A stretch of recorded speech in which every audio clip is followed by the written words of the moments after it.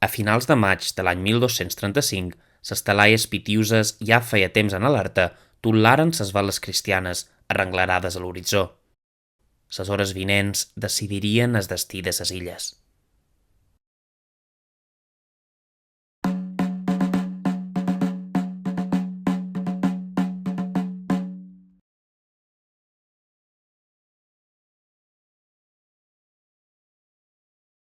Seguint el procediment que seria habitual en segles posteriors, l'alcaid o líder militar de Yavissa hauria intentat dur a una bona part de la població rural intramurs, no tant per la seva protecció, sinó per suplir les necessitats defensives de la fortalesa. Aquesta forma d'actuar seria molt impopular entre els futurs pagesos eivissencs, que es negaven a deixar les seves propietats desemparades, i no és difícil imaginar una situació semblant amb els grups clànics de les alqueries. Grups que estaven tan distanciats dels poders urbans que fins i tot arribaven a construir les seves pròpies fortaleses, o Husun, de les quals encara en podria quedar algun vestigi avui en dia. No sabem on es va produir el desembarc cristià. Tradicionalment, la imaginació local l'ha volgut situar a la zona de les Figueretes, tot i que aquesta idea podria batir d'una confusió amb l'escenari d'un altre moment tradicional, des que ja parlarem. Realment, des del punt de vista estratègic, la platja és massa estreta per un desembarc en condicions i és molt vulnerable a un atac des dels Puig dels Molins. Així, candidats més probables són la platja d'Embossa, Escudolà, Santa Eulària, Cala Jondal i especialment les badies d'Eivissa i Portmany. Fos com fos, el que sí sabem, sempre segons el llibre dels fets, és que les fustes cristianes varen prendre terra sense trobar oposició. Però per què? Per intentar respondre en aquesta pregunta, és molt pertinent recordar els 3 atacs principals de la croada pisano-catalana, ocorreguda un segle abans. En el primer assalt, en març de l'any 1114, un grup de galeres, a forma d'avançada, emproa Yavissa i desembarca un grup de peons. Mentre aquestos es distreuen saquejant unes cases del raval de ponent de la vila, la cavalleria eivissenca els ataca per sorpresa i aconsegueix matar-los o malferir-los. La resta de croats reacciona i presenta combat a la costa. Es lluita a cavall i a peu, però els sarraïns no permeten el desembarc de més cristians i les galeres acaben retirant-se a una illa davant l'esport. En haver descansat, els croats ataquen directament a Esport, on capturen unes naus i els seus tripulants, i seguits se'n van a Formentera. Saquejada aquesta illa, ataquen per tercera vegada Medina i Yavissa. Es concentren de nou en els costats sud i ponent. Hi ha una lluita a la zona dels Puig dels Molins i hi moren molts d'eivissencs. Mentre supervivents es refugien intramurs a través d'una portella del costat sud de la fortalesa, els croats davallen la falda fins al raval de ponent, on saquegen les cases i en captiven els habitants. Amb el botí fet, parteixen cap a Mallorca. El tercer atac, ja amb la totalitat de la flota, arribaria en maig o juny. Aquesta vegada, els andalusins de Yavissa, ja alertats de la presència de l'estol, s'havien tancat intramurs mentre les naus ocupaven posicions al voltant de la badia. Fet el desembarc, els croats inicien el setge de la vila, que caurà a principis d'agost.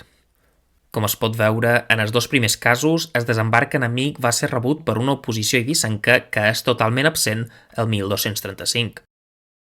Una explicació la trobaríem a la versemblant manca d'efectius a la vila, ja fos lligada a les difícils relacions amb la pagesia com a la crisi que seguia la conquesta de Mallorca.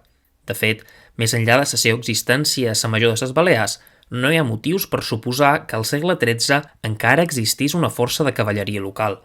L'única possible referència la trobam en 5 celles de muntar, sembla que de bona qualitat, que en Montgrí aconseguí en el saqueig d'Eivissa i que podrien haver pertangut a algun membre de l'oligarquia illenca. Una segona explicació estaria vinculada a un motiu més estratègic. A diferència dels 2 primers atacs pisano-catalans, on va participar només una força reduïda, tant els de 1235 com el tercer del 1114 eren atacs totals, destinats a establir un setge. Així, en els 2 casos, l'alcaid hauria pres la decisió tàctica de retenir les seves forces, insuficients per impedir el desembarc d'un contingent tan nombrós, i concentrar tots els esforços en la defensa de la vila. Les 2 opcions no són, emperò, contradictòries, i encara que mai sabrem la veritat, el més probable és que es trobàs en algun punt entremig. Fet el primer desembarc, les mainades cristianes procediren a prendre possessió d'Esport. Mentre això passava, una part de l'exèrcit degué establir punts de control davant dels accessos de la vila, a la fi d'evitar un atac sorpresa des de l'interior. La captura d'Esport va possibilitar l'aproximació de les voluminoses naus de càrrega que portaven els pertrets i provisions necessaris per a setge, al igual que les tropes i animals restants. Va ser en aquell moment, desembarcats els últims elements i assegurada la vila, quan en Guillem de Montgrí, en Nuno Sanç i en Pere de Portugal organitzaren les seus tropes i, en paraules de Jaume I, fermaren les albergades, és a dir, muntaren campament. Amb tota probabilitat, aquest s'establí, com l'any 1114, a la part de llevant dels Puig dels Molins, lloc estratègicament vantajós, al igual que la vall immediata. Addicionalment, no es pot deixar d'esmentar per al seu valor històric i cultural que a la zona de les Figueretes, entre la platja i l'antic camí de les Salines, es situava un terreny que durant segles es va conèixer com el camp de la traïció i que estava estretament relacionat amb la versió llegendària de la conquesta. Aquest nom es documenta per primera vegada l'any 1433, però no tenim una narració completa de la llegenda fins al 1620, 2 segles després. Segons aquesta última font, alhora reproduïda un segle més tard, allí era on s'havia emplaçat el campament feudal i on s'havia pactat la traïció entre germades Xec i les tropes cristianes.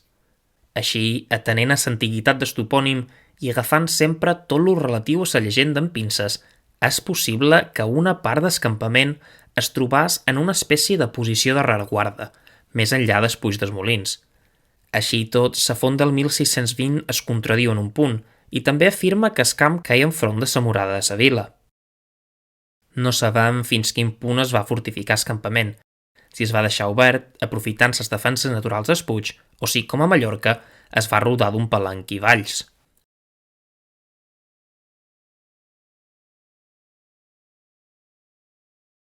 Fermades degudament les albergades, s'inicià el tan anticipat atac a Medina i Eivissa.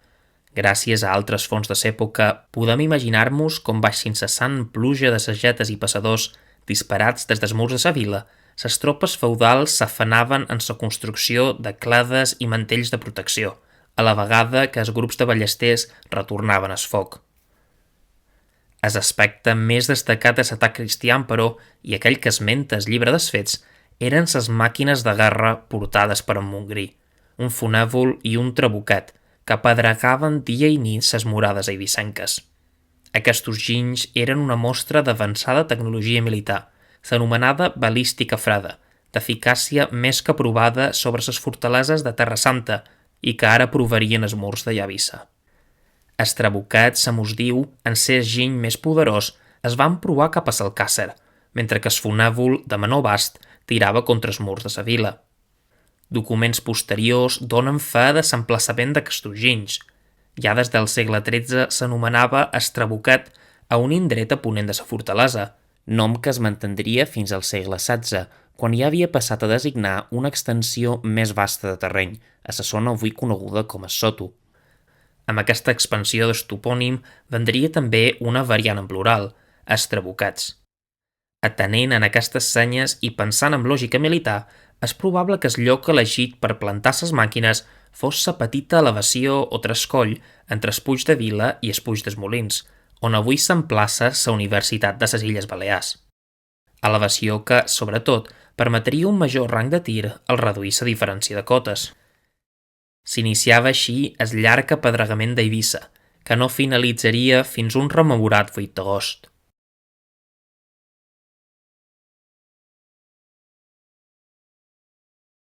Simultàniament, començaven a obtenir-se els primers beneficis fruit del saqueig del camp, que, tal com s'havia pactat, havia de sufragar l'empresa dels conquistadors. Més enllà del botí obtingut en sous, roba i objectes de valor, el saqueig proporcionava una important quantitat d'aliments amb què mantenia les mainades. Així, eren els interessos dels invasors mantenir les explotacions pageses fins a cert punt operatives. A tal fi, s'haurien enviat batlles o delegats escoltats per grups de soldats a llocs estratègics arreu de l'illa per mantenir una pressió i control constant sobre el contingent clànic, organitzar el proveïment i evitar una reacció organitzada en contra dels invasors. Prova de que l'espoli es va ocasionar des del principi del setge i que va ser profitós és que el dia 4 de juny en Guillem de Montgrí retornava a Bernat Mercat, un dels seus prestamistes, els 3.150 sous de Barcelona amb moneda malgoresa que aquest li devia, i uns altres 120 sous de Barcelona més per una antena d'una nau. Aquest document, signat In Obsidioni Castri de Eivissa, o En assetge del castell d'Eivissa, mos dona la data més matinera sobre el setge de sa vila, que ja devia haver-se iniciat unes jornades abans. Igualment, i gràcies al document, podem conèixer els noms de 5 altres conqueridors presents, més enllà del propi Guillem de Montgrí i en Bernat Mercat, que l'acompanyà a Eivissa. Eren els preveres Ramon de Cornellà de Girona i Arnau de Sant Martí, també en Ramon de Sant Martí, segurament germà del darrer i que ja havia lluitat i rebut terres a Mallorca, en Joan de Lluna i el notari Ramon de Vilanova, que en aquella ocasió feu d'escrivà. D'aquestos, els germans Sant Martí eren sense dubtes els més propers i de confiança, i Montgrí els hi atorgaria importants càrrecs després de la conquesta. Per altra banda, Cornellà i Vilanova apareixen com a testimonis a diversos documents relacionats amb la conquesta d'Eivissa, tant abans com després d'aquesta. De Joan de Luna o Lluna no en tenim gaires dades, però també devia ser part del seguici de l'arquebisbe electe.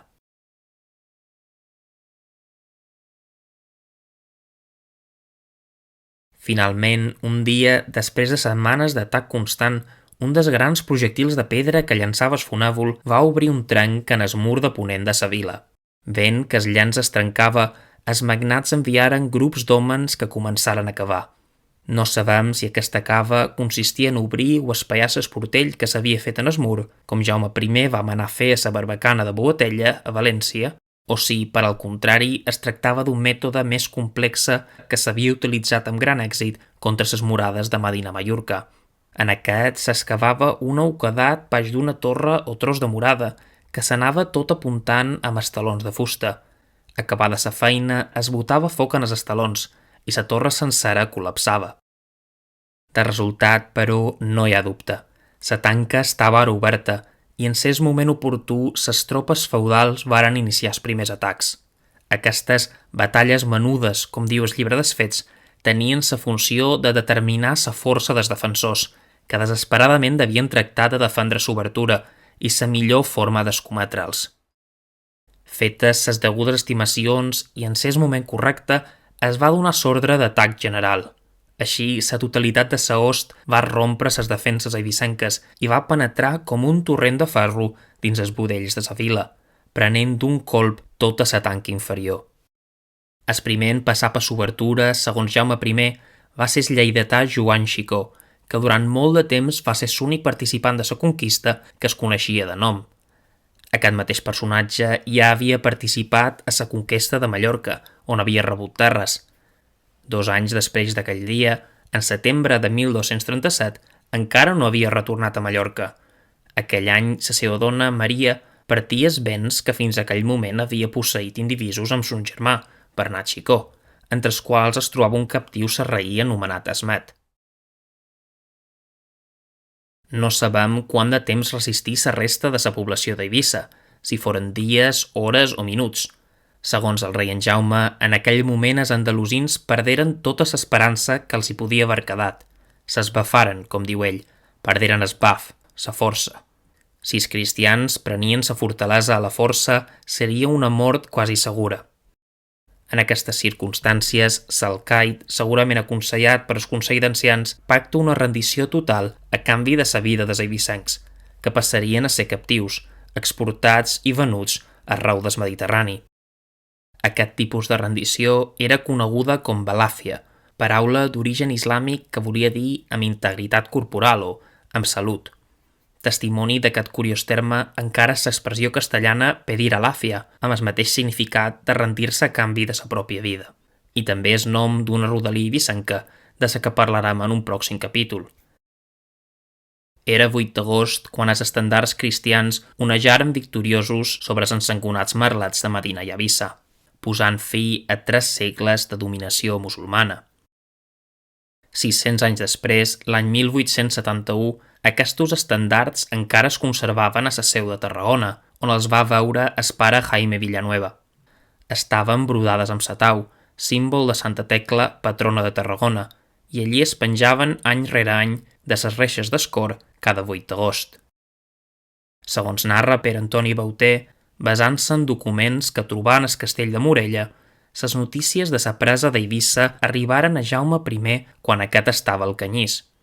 En saber-ho es dirigí a l'església, segons el seu costum, a cantar un Te Deum Laudamus per agrair a Déu aquell triomf que canviaria de forma irreversible la història d'Eivissa i Formentera.